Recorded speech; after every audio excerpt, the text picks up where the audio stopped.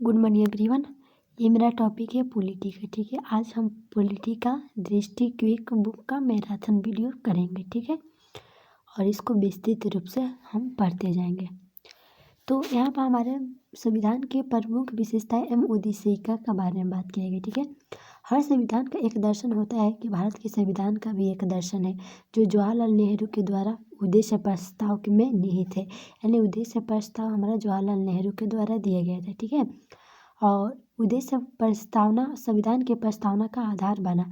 इसी ने संपूर्ण संविधान के दर्शन को मूर्त रूप में दिया। ठीक है, उद्देशिका प्रस्तावना को संविधान का आत्मा बोला जाता है। ठीक है, उद्देशिका को ही हम संविधान की आत्मा कहते हैं। संविधान सभा के गठन का विचार सर्वप्रथम वामपंथी नेता एम.एन. राय के द्वारा 1934 में दिया गया था। यानी वामपंथी ये संविधान सभा के गठन की प्रक्रिया है। ठीक है, नेक्स्ट चलते हैं। नेक्स्ट हमारा है संविधान के उद्देशिका। ठीक है, यहाँ पर संविधान की उद्देशिका की बात करें तो यहाँ पर 22 जनवरी 1947 को इसको स्वीकार किया गया था। किसके द्वारा? जवाहरलाल नेहरू के द्वारा। 13 दिसंबर 1946 को उद्देश्य प्रस्ताव के रूप में संविधान के समक्ष पेश किया गया था। ठीक है, यहाँ पर हमारा दिया गया प्रस्तावना की उद्देशिका को आप लोग इसको ठीक से पढ़ लीजिएगा। ठीक है, इसमें कुछ पॉइंट है कि इस दृढ़ संकल्प अपनी इस संविधान की सभा में आज 26 नवंबर 1949 मृत्यु मार्गशीर्ष शुक्ल सप्तमी संवत 2006 विक्रमी एतद द्वारा इस संविधान को अंगीकृत किया गया था। ठीक है, नेक्स्ट चलते हैं कि हमारे यहाँ पर है प्रस्तावना परिवर्तनीय नहीं है। यानी प्रस्तावना को हम चेंज नहीं कर सकते हैं, अर्थात इसकी व्यवस्था को लागू करवाने के लिए न्यायालय का सहारा नहीं लिया जाता है। ठीक है, यानी प्रस्तावना को कोई भी अगर कानून लागू किया जा रहा है तो न्यायालय के समक्ष में नहीं जाएगा। अब भारतीय संविधान को 26 नवंबर 1949 को स्वीकृत किया गया था। ठीक है, और 26 जनवरी 1950 से पूर्व भारतीय संविधान लागू हुआ था। ठीक है, संविधान को 26 जनवरी के दिन लागू करने का निर्णय भारतीय राष्ट्रीय कांग्रेस के द्वारा लाहौर अधिवेशन 1929 में किया गया था। ठीक है, उसके बाद हम चलते हैं यहाँ पे इसकी घोषणा की बात करें तो ये 26 जनवरी 1930 के दिन को पूर्ण स्वराज्य दिवस के रूप में मनाए जाने के कारण लिया गया था। ठीक है, और संविधान सभा का चुनाव अप्रत्यक्ष निर्वाचन पद्धति द्वारा हुआ था और जिसमें सामान्य प्रत्येक 10 लाख की जनसंख्या पर एक प्रतिनिधित्व को चुना जाता है। संविधान सभा के कुल 389 सीटें हैं। ठीक है, जिसमें ब्रिटिश को 296 दिया गया है, देसी रियासत को 93, जिनमें ब्रिटिश भारत की सीटों में कांग्रेस को 208 और मुस्लिम लीग को 73, अन्य छोटे दलों को 15 सीट। और 9 दिसंबर 1946 को संविधान सभा का प्रथम बैठक में 9 महिलाएं उपस्थित थी। ठीक है, उसके बाद नेक्स्ट चलते हैं। संविधान निर्माण की प्रक्रिया में बी.एन. राव को संवैधानिक सलाहकार नियुक्त किया गया था। ठीक है, और लगभग 60 महत्वपूर्ण देशों के संविधान का अध्ययन किया जाता है। संविधान सभा की पहली बैठक 9 दिसंबर 1946 को हुआ था और संविधान के फाइनल ड्राफ्ट बनाने में 2 साल 11 माह 18 दिन लगा था। ठीक है, और पहली बैठक 9 दिसंबर 1946 को हुआ था। संविधान सभा में संविधान का प्रथम वाचन 4 से 9 नवंबर 1948 तक, द्वितीय वाचन 15 नवंबर 1948 से 17 अक्टूबर, यानी 4 नवंबर से 9 नवंबर 1948 और 15 नवंबर 1948 से 17 अक्टूबर तक हमारा द्वितीय वाचन चला था। ठीक है, और जो तृतीय वाचन है वो 14 नवंबर से 26 नवंबर तक 1949 तक चला था। यानी 4, एक यहाँ पर है, एक यहाँ पर, एक यहाँ पर। ठीक है, संविधान के सभा का प्रतीक मुहर हाथी है। क्या है? हाथी है। एस.एन. मुखर्जी की संविधान सभा का मुख्य प्रारूपकार नियुक्त किया गया है। ठीक है, और प्रारूपकार कौन? एस.एन. मुखर्जी। ठीक है, उसके बाद संविधान सभा के 7वें अधिवेशन में महात्मा गांधी को श्रद्धांजलि अर्पित की गई थी। ठीक है, उसके बाद चलते हैं कि भारतीय संविधान के मूल प्रतीकों को हीलियम में रखकर सुरक्षित रखा जाता है। यानी हीलियम एक है गैस, उसी में इसको रखा जाता है। भारतीय संविधान पूर्णतः हस्तलिखित है। इसे प्रेम बिहारी नारायण के राय जादा ने दिया था। और हस्त लिखा गया था। ठीक है, संविधान के पृष्ठों के हिंदी संस्करण को सजाने के कार्य शांति निकेतन के कलाकार नंद लाल बोस के द्वारा दिया गया था। ठीक है, मूल संविधान में कुल 395 अनुच्छेद है, 22 भाग है, 8 अनुसूचियाँ है। अब वर्तमान भारतीय संविधान में हमारे कितने हैं? लगभग 465 अनुच्छेद हैं और 25 भाग हैं, जिसमें से आपको देख लेना है यहाँ पर कौन कौन सा इसको उसमें जोड़ा गया था। और उसके बाद हमारे ये 12 अनुसूचियाँ हैं। हालांकि जो अभी भी अंतिम है, अंतिम अंकित अनुच्छेद 395 है। ठीक है, अनुच्छेद की बात करें तो, और भाग की बात करें तो 22 है। और केशवनंद भारती बनाम केरल 1973 के मामले अधिकतर न्यायाधीशों ने माना कि उद्देशिका संविधान का अंग है। क्या है? उद्देशिका संविधान का अंग है, अतः उद्देशिका में भी संशोधन किया जा सकता है, यानी उसमें भी संशोधन किया जा सकता है। किसके द्वारा? ये केशवानंद भारती बनाम केरल के द्वारा ये एक्ट आया था कि इसमें उद्देशिका में भी संशोधन किया जा सकता है, परंतु ये संशोधन आधारभूत संरचना के सिद्धांत का अधीन नहीं होगा और प्रस्तावना का प्रयोग संविधान के व्याख्या के लिए किया जाता है। ठीक है, और उद्देशिका में केवल एक बार 42वें संविधान संशोधन अधिनियम 1976 द्वारा संशोधन कर 3 नए शब्द जोड़े गए थे। कौन कौन? समाजवादी, पंथ निरपेक्ष और अखंडता। ठीक है, नेक्स्ट चलते हैं। हमारा नेक्स्ट है ये 26 नवंबर भारत में संविधान दिवस के रूप में मनाया जाता है। ठीक है, और ये 2015 से हुई थी, क्योंकि यह वर्ष संविधान निर्माता भीमराव अम्बेडकर 125वें जन्म वर्ष के रूप में मनाया जाता है। संविधान सभा की स्वीकृति के बात करें तो राष्ट्रीय ध्वज हमारा तिरंगा है। ठीक है, और राष्ट्रीय गान हमारा जो है जन गण मन, और राष्ट्रीय गीत जो है वंदे मातरम है। ठीक है, और इसके बात करें तो ये 24 जनवरी 1950 राष्ट्रीय गान और गीत दोनों है थे। ठीक है, और ध्वज की बात करें तो ये 22 जुलाई 1947 को राष्ट्रीय ध्वज आया था। ठीक है, उसके बाद नेक्स्ट चलते हैं। हमारा नेक्स्ट है संघ समिति, यानी संघ, यहाँ पर कुछ आदेश दिए गए, कुछ समितियाँ दिए गए थे, उसके ये बहुत ज़्यादा इम्पोर्टेंट है। संघ समिति के अध्यक्ष बात करते जवाहरलाल नेहरू, संघीय समिति के अध्यक्ष जवाहरलाल नेहरू, प्रांतीय संविधान समिति के ये सरदार वल्लभ भाई पटेल, प्रारूप की बात करते हैं BR अम्बेडकर। ठीक है, और प्रांतीय की सरदार वल्लभ भाई पटेल, मूल अधिकारों एवं अल्पसंख्यक संबंधी यानी परामर्श समिति सरदार भाई पटेल है। ठीक है, और मूल अधिकार उप समिति JB कृपलानी है। कौन है? मूल अधिकार उप समिति JB कृपलानी। और अल्पसंख्यक की बात करें तो SC मुखर्जी। यहाँ पर आपको ध्यान देना है कि जो अल्पसंख्यक है तो सरदार वल्लभ भाई पटेल, और यहाँ पर अल्पसंख्यक उप समिति है तो SC मुखर्जी। मूल अधिकार की उप समिति JB कृपलानी। प्रांतीय है तो ये सरदार वल्लभ भाई पटेल। ठीक है, और जहाँ भी संघ आ जाए वहाँ पर आपको जवाहरलाल नेहरू को ही मानना है। प्रक्रिया नियम समिति यानी डॉक्टर राजेंद्र प्रसाद द्वारा ये दिए गए थे। ठीक है, किसके द्वारा? डॉक्टर राजेंद्र प्रसाद द्वारा प्रक्रिया, और संचालन डॉक्टर राजेंद्र प्रसाद द्वारा। राज्यों के लिए समिति की बात करें तो जवाहरलाल नेहरू के द्वारा दिया गया। ठीक है, उसके बाद यहाँ पर छोटी समिति की बात करें तो यहाँ पर छोटी समिति हमें से ले लीजिए। संविधान सभा के कार्य संबंधी समिति JB मावलंकर। कार्य संचालन KM मुंशी, यानी कार्य संचालन KM मुंशी। सदन समिति पटाभी सीता मैया, यानी जो सदन का समिति है पटाभी सीता मैया। कार्य संचालन जो करती है डॉक्टर KM मुंशी। राष्ट्रीय ध्वज संबंधी तदर्थ, यानी तदर्थ आएगा तो राजेंद्र, सदन आए तो पटाभी सीतारमैया, कार्य संचालन आए तो ये डॉक्टर KM मुंशी। संविधान सभा के कार्य संबंधी समिति JB कृपलानी के द्वारा। ठीक है, और अमेरिकी संविधान विश्व प्रथम लिखित संविधान है। ठीक है, जबकि भारतीय संविधान विश्व का सबसे बड़ा लिखित संविधान है। ठीक है, सबसे बड़ा हमारा भारत का ही लिखित संविधान है। उसके बाद प्रारूप समिति की बात करते हैं। BR अम्बेडकर की अध्यक्षता में गठित प्रारूप समिति संविधान सभा की सबसे विशेष समिति में शामिल थी। इसका गठन 29 अगस्त 1947 को हुआ था, जिसमें 7 सदस्य थे।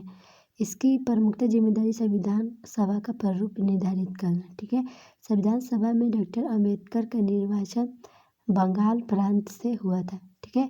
और लेकिन विभाजन के कारण वह क्षेत्र पूर्वी पाकिस्तान में चला गया। यहाँ पर जो निर्वाचन का टाइम हुआ था बंगाल प्रांत में हुआ था, ठीक है।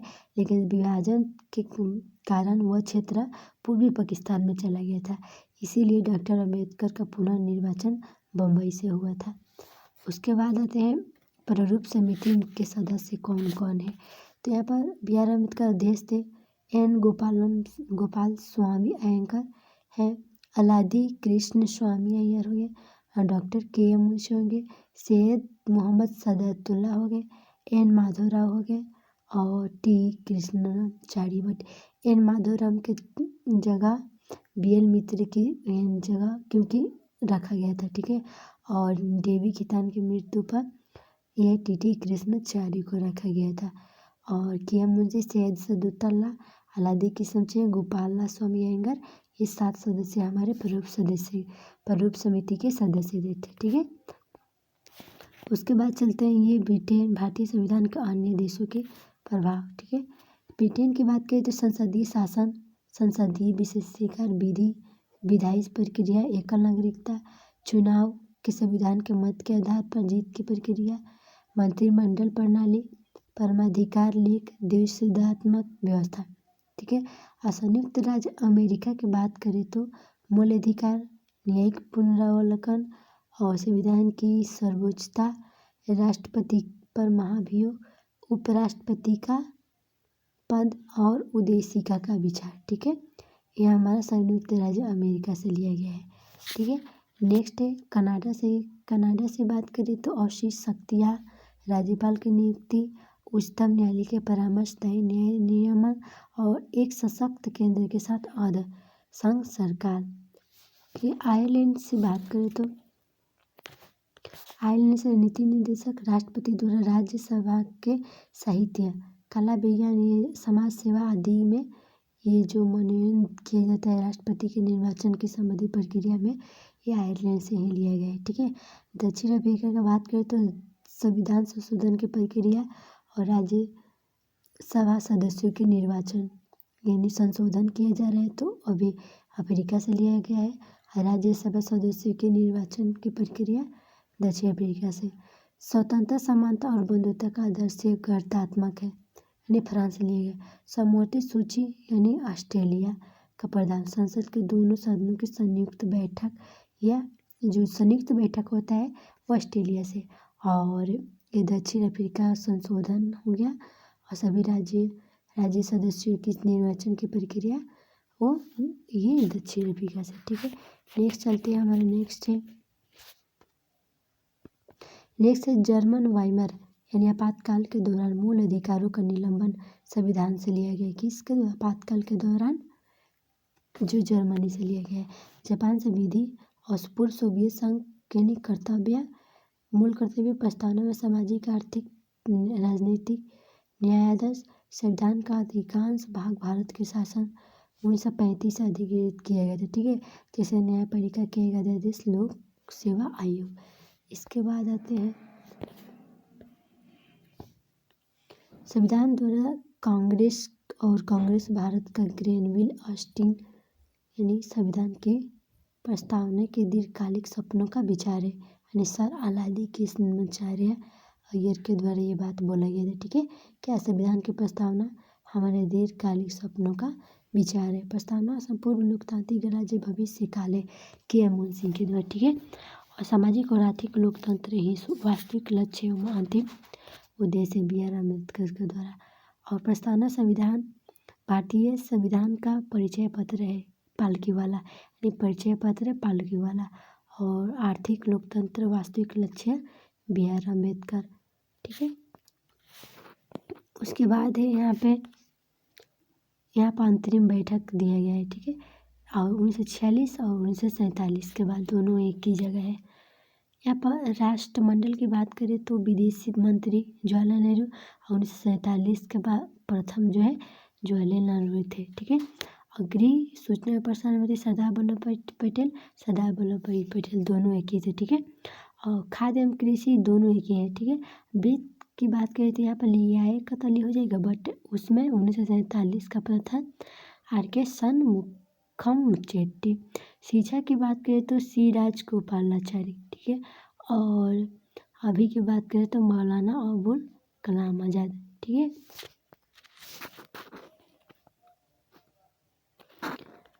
उसके बाद उद्योग एवं नागरिक आपूर्ति की बात करें तो जन्म था और डॉक्टर श्यामा प्रसाद मुखर्जी इसके बाद आए 1947 का प्रथम, यानी उद्योग एवं नागरिक आपूर्ति, ठीक है।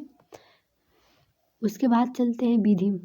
विधि की बात करें तो यहाँ पर विधि जोगेंद्र नाथ मंडल मुस्लिम थे और बी आर अम्बेडकर 1947 के बाद। राजा सरदार बलदेव और सरदार बलदेव दोनों एक ही में।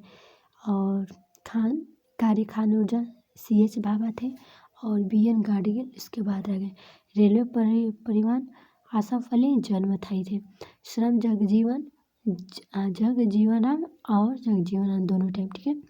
वाणिज्य आई चुंदरीकर और सी एच भाभा ये आ गए थे वाणिज्य मंत्री 1947 के बाद, ठीक है।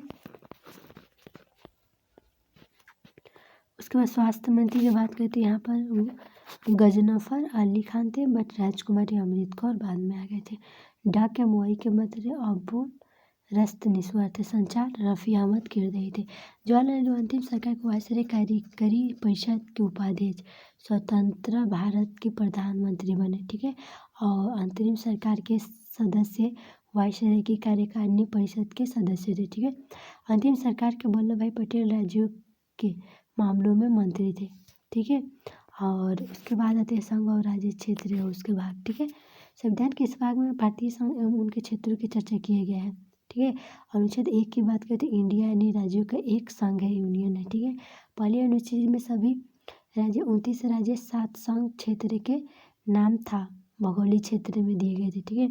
अनुच्छेद 3 की बात करें तो यहाँ पर अपनी संसद के नए राज्य का निर्माण करना, वर्तमान राज्यों के क्षेत्र सीमा नाम चेंज करना, सिफारिश के बिना संसद के किसी भी सदन में कोई भी विधेयक पेश नहीं किया जा सकता है। अगर यहाँ पर पहले सिफारिश किया जाएगा, उसके बाद कोई भी बिल यहाँ इससे रिलेटेड अगर सीमा चेंज करना है तो यहाँ पर संसद में लाना पड़ेगा उस बिल को, ठीक है।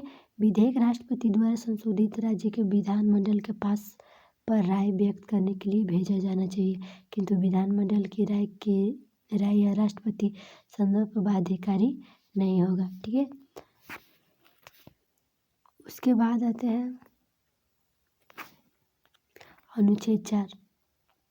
इस अनुच्छेद के अनुसार नए राज्यों प्रवेश गठन, अनुच्छेद 2 नए राज्य का निर्माण, सीमा क्षेत्र के नाम में परिवर्तन अनुच्छेद 3 के द्वारा दिया गया था। संविधान के संशोधन 368 के तहत संविधान में संशोधन नहीं किया जाएगा। ये बात तो अनुच्छेद 4 में बोल दिया गया है, ठीक है। जो यहाँ पर तो अनुच्छेद 3 में दिया गया था कि सीमा चेंज के लिए सदन यानी यहाँ पर जो है ये परिवर्तन करने के लिए संविधान संशोधन किया जाएगा, बट यहाँ पर नहीं किया जाएगा, ठीक है, बोल दिया गया अनुच्छेद 3 को। कोई भी राज्य भारत से अलग होने के लिए स्वतंत्र नहीं है, अर्थात विनाशी राज्य का अविनाशी संघ होता है। बेरोजगारी संघ के मामले में सर्वोच्च न्यायालय के विचार व्यक्त किया गया कि संविधान संशोधन के द्वारा कोई भी राज्य क्षेत्र किसी दूसरे राज्य राष्ट्र को सौंपा जा सकता है, ठीक है। उदाहरण के लिए 9वें संविधान संशोधन द्वारा बेरुवारी राज्य क्षेत्र पाकिस्तान को सौंपा गया था। किसको दिया गया था? पाकिस्तान को दिया गया था। 9वें संविधान संशोधन बेरुवारी राज्य क्षेत्र पाकिस्तान को सौंपा गया था तथा 100वें संविधान संशोधन के द्वारा कुछ भारतीय क्षेत्र बांग्लादेश को सौंपा गया था, ठीक है।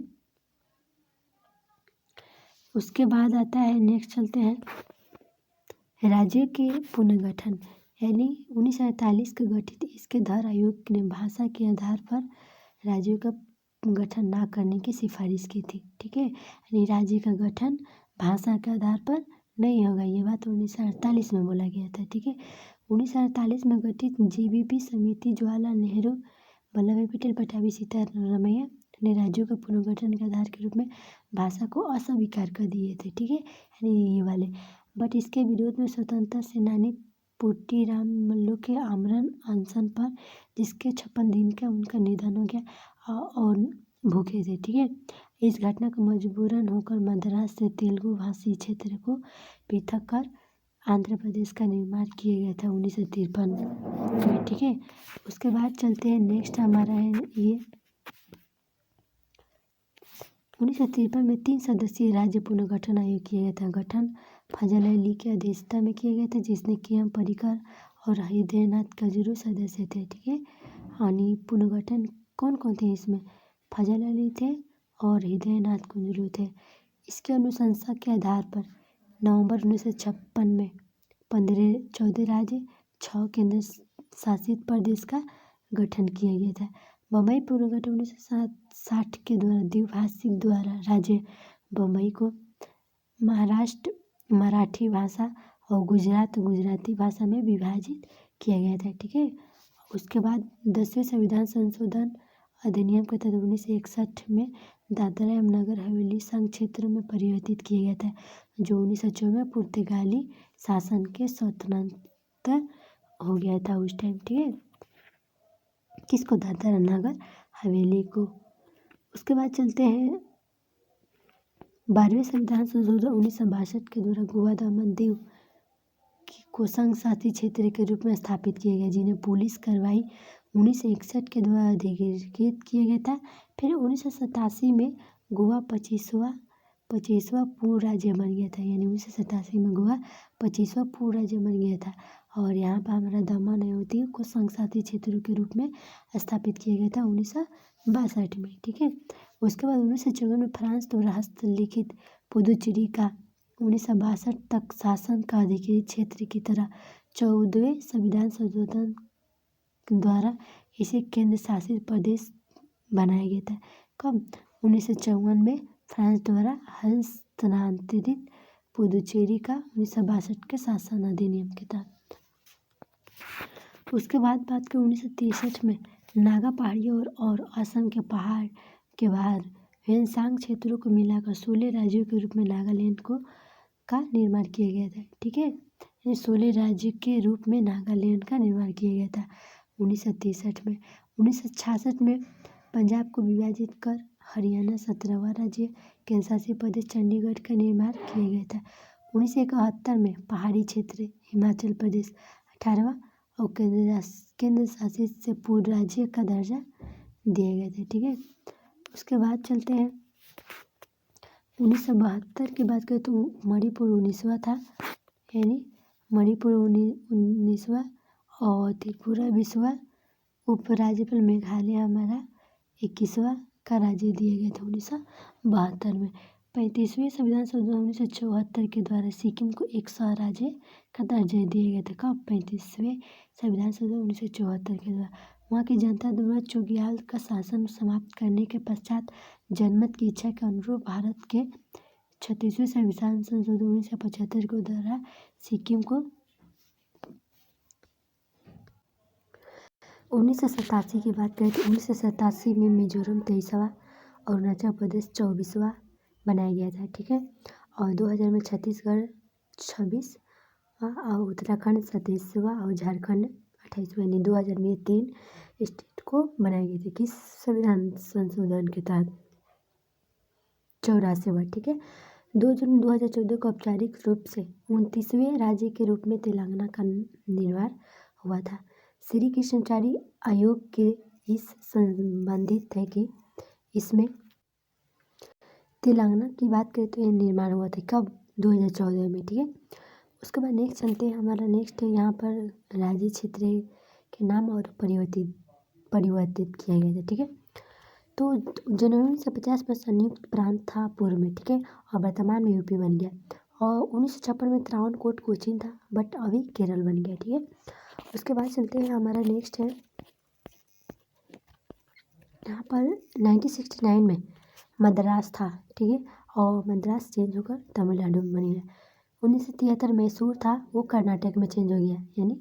और 1973 में जो लक्षद्वीप मिनिक है और मिनीद्वीप थे। ठीक है, जो लक्षद्वीप में चेंज हो गया। ठीक है, 1992 की बात करें तो दिल्ली था और राष्ट्रीय राजधानी क्षेत्र दिल्ली हो गया। ठीक है, जनवरी 2007 में उत्तरांचल था, ये उत्तराखंड में चेंज हो गया। उसका नाम बदला गया, ठीक है। पांडिचेरी पुडुचेरी में 2006 में और 2011 में उड़ीसा से ओडिशा, 2007 में उत्तराखंड, 2006 में पांडिचेरी, 2011 में उड़ीसा, ठीक है। नेक्स्ट है हमारा ये नागरिकता यानी 5 से 11 नागरिकता संबंधी कानून बनाने की पूर्ण शक्ति संसद को दी गई, ठीक है। 1955 अधिनियम नागरिकता सिटीजनशिप एक्ट पारित किया गया 1986 में, 92 में, 2003 में, 2005 में, 2015 में प्रासंगिक संशोधन किए गए थे, ठीक है। भारतीय संविधान में एकल नागरिकता का प्रावधान किया गया है। विधिक व्यक्ति, कंपनी, निगम आदि नागरिक नहीं हो सकते हैं क्योंकि उन्हें मूल अधिकार नहीं दिए गए, ठीक है। उसके बाद बात करें तो नागरिकता अधिनियम 1955 की धारा 3(7) के अंतर्गत नागरिकता का अर्जन 5 तरीकों से किया गया है। जन्म, वंश, पंजीयन, देशीकरण के आधार पर किसी क्षेत्र के भारत का भाग बनने पर भारत की सरकार निर्दिष्ट करेगी कि उस भूपृष्ठ के कौन भारत के नागरिक होंगे। नागरिकता अधिनियम 1955 की धारा 8, 9, 10 में नागरिकता को समाप्ति की 3 स्थिति बताई गई है। कितनी स्थिति? 3 स्थिति बताई गई है, ठीक है। नागरिकता का परित्याग, किसी अन्य देश के नागरिकता स्वीकार करने पर, और भारत कंपनी द्वारा नागरिकता से वंचित किया जाना चाहिए, ठीक है। और उसके बाद नागरिकता के आधार पर नागरिक और अन्य देशीय व्यक्ति, राज्य विहीन व्यक्ति शरणार्थी में बांटा गया है, ठीक है। 9 जनवरी 1915 को महात्मा गांधी दक्षिण अफ्रीका से भारत आए थे और प्रवासी दिवस इसी के रूप में मनाया जाता है।